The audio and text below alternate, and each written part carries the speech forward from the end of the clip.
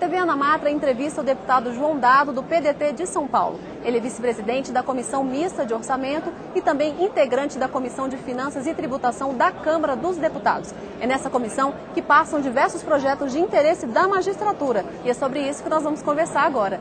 Deputado, muito obrigada pela entrevista para o nosso programa. A nossa primeira pergunta é a respeito do adicional por tempo de serviço. O senhor presidiu a comissão especial que discutiu essa PEC, né? E nessa comissão, o texto sofreu uma alteração na qual foram incluídas outras carreiras. O senhor acredita que ainda assim o texto permanece viável? Eu penso que sim. A PEC 210, eu tive a honra de ser o presidente da comissão especial. Ela traduz um sentimento de interesse público, que é aquele agente, aquele membro de poder que permanece no exercício daquela tarefa de interesse público, ele tem que ser, vamos dizer, valorizado através do adicional por tempo de serviço. Com a efetivação do subsídio para as carreiras exclusivas de Estado, houve a extinção dos adicionais por tempo de serviço. E nós acreditamos e somos defensores da tese de que eles têm que ser recriados, restaurados. Mais do que isso, eles têm que ser percebidos extra-teto. Porque o que acontece é que a magistratura e o Ministério Público são carreiras cujos subsídios estão próximos do teto salarial. E aí começa a haver corte salarial em função da permanência maior desses magistrados e desses promotores nas carreiras exclusivas de Estado. Nós acreditamos que o adicional de tempo de serviço deve ser extra-teto e também acreditamos, assim como os membros da comissão especial que analisou a tese, que deve ser estendido às demais carreiras que exercem funções exclusivas de Estado.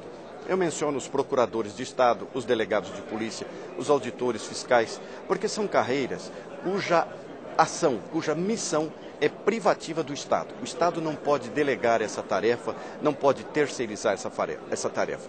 Então são servidores que, ao permanecerem na carreira, também devem merecer essa concessão dessa valorização do seu tempo de serviço extra-teto. Nós acreditamos que a matéria, em função da amplitude maior, penso até que ela caminhará com mais celeridade aqui na Câmara dos Deputados. Ela é meritória, não houve nenhuma contestação de ser meritória ou não a matéria. É sempre um tema polêmico porque gera alguma despesa para o caixa do governo, dos governos de uma forma geral, governo da União, governo estadual e governo municipal. Porém, nós acreditamos e somos defensores da tese de que investir em carreiras, em membros da Justiça, em membros do Ministério Público, em procuradores, em delegados e em fiscais, nós acreditamos que isso não é despesa, isso é investimento. Quem ganha é o cidadão. O senhor também é integrante da Comissão de Finanças e Tributação, como falado anteriormente, e por lá passam diversos projetos de interesse da magistratura, entre eles os que criam vagas nos tribunais regionais do trabalho. Por que esses projetos de interesse do judiciário, que têm reflexos positivos para toda a sociedade, ainda são de difícil tramitação?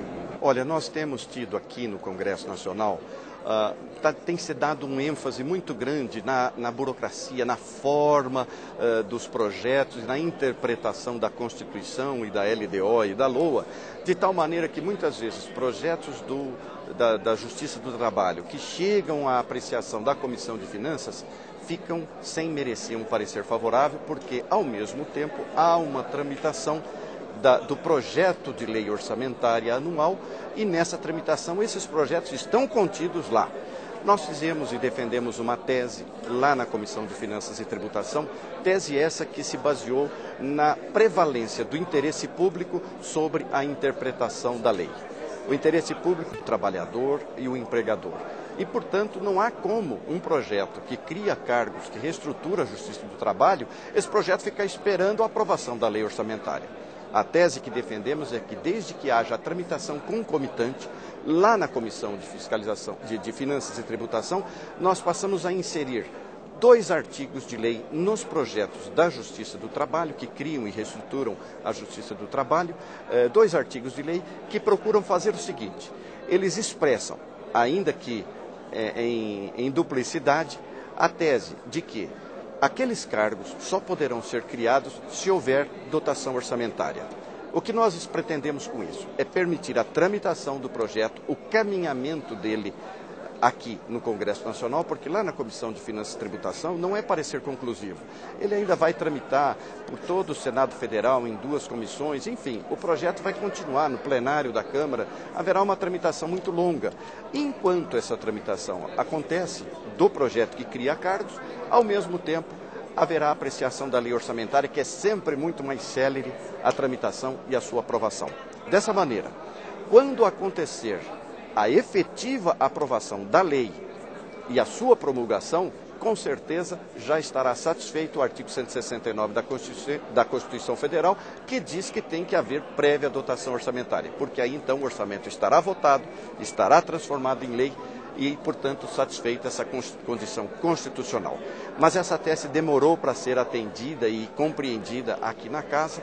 Nós tivemos a felicidade de defendermos a tese em um plenário que estavam presentes diversos presidentes de TRTs que ajudaram e colaboraram na defesa da tese, e eu penso que juntos foi possível sensibilizar a Câmara dos Deputados e a Comissão de Finanças e Tributação para que esses projetos, que são de absoluto interesse público, não ficassem obstaculizados na sua tramitação e pudessem tramitar pela comissão com norma, com um artigo saneador ou de adequação orçamentária, e com isso atende-se o interesse público e evita-se a protelação na tramitação e na aprovação desses projetos lá pela Comissão de Finanças e Tributação.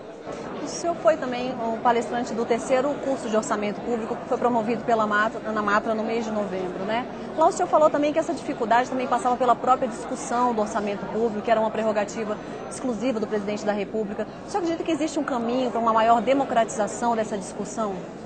Pois é, nós temos que compreender que quando existe, por exemplo, excedentes de receitas por parte do Poder Judiciário, é fundamental que o Poder Judiciário intervenha na peça orçamentária e faça a reclamação do que lhe é direito.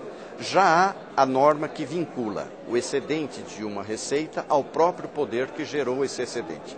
Mas o que não há ainda é uma possibilidade da iniciativa do Poder Judiciário já ser apreciado pela Comissão de Orçamento. Ainda é uma tese que passa necessariamente pelo presidente da República. E eu penso que nós temos que rediscutir essa tese.